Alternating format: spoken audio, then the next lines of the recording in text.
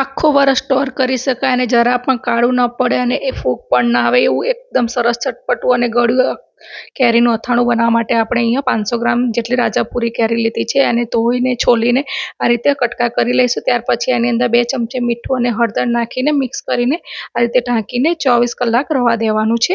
ત્યાર પછી કેરીમાંથી ખાટું પાણી છૂટું પડી જશે અને હવે એને આપણે પાણીમાંથી નિતાળી લઈશું અને કેરીના કટકાને કપડા પર સૂકવી લઈશું।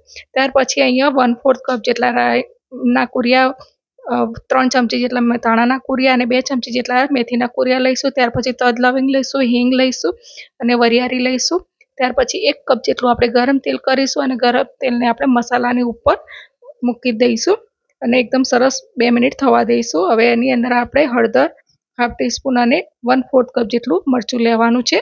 તો અહીંયા એકદમ સરસ આપણા જે કેરીના કટકા છે એકદમ પાણી વગરના સુકાઈ ગયા છે। તો હવે એક તપેલીની અંદર કટકા અને ગોળને મિક્સ કરીશું। અહીંયા ગોળ 500 ગ્રામ લીધો છે અને જે મસાલો આપણે રેડી કર્યો છે એ એની અંદર એડ કરી લઈશું અને તેલ બીજા દિવસે તમે જોઈ શકો છો કે આપણે ખજૂરો અને પલાળેલા સૂકા મરચાં એડ કરીશું તો 3 દિવસની અંદર આપણું ગોળ કેરીનું અથાણું એકદમ સરસ રેડી થઈ જાય છે।